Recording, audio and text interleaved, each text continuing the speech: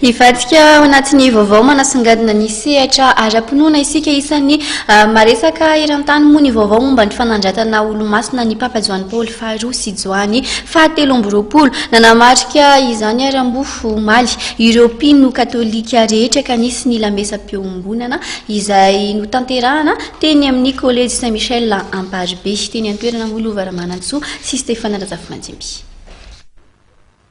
Voromaro ireo mpino avy amin'ny fianakaviam-ben'ny fiangonana katolika omaly nanatrika ny lamesa lehibe ho fanandratana ny Papa Joany Paoly faharoa sy Joany telo amby roapolo olo-masina. Lamesa lehibe izay notontosaina tetsy amin'ny collège Saint-Michel etsy Amparibe nokarakarain'ny diocèse Foibe ary notarian'ny Monseigneur Razanak'olo Auton Marie Arsène arcevêque-n'Antananarivo. Fotoam-pivavahana izay notontosaina tao anaty finoana feno sy fanoloran-tena tanteraka ho an'ireo mpino katolika ihany koa.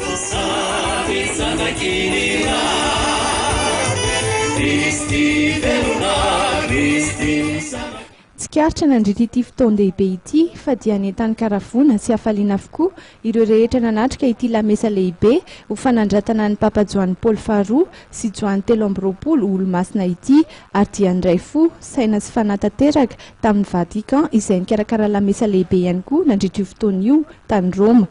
Tonga nanome voninahitra ity fotoan-dehibe ity ny filoham-pirenena Rajonary Mampianina Hery sy ny praiminisitra lehibe ny governemanta Kolo Roger. Notron'ireo olo-manakaja maro samihafa mpikambana ao amin'ny governemanta sy mpanao politika toa ny Andriamatoa Ratsiraka Didier sy ny profesora Zafy Albert. Nilaza moa Andriamatoa filoham-pirenena raha nanontanian'ny mpanao gazety fa zava-dehibe tokoa ny fotoana toy izao ary tokony hakana lesona ho an'ny vahoaka kristiana sy ny mpitondra ihany koa.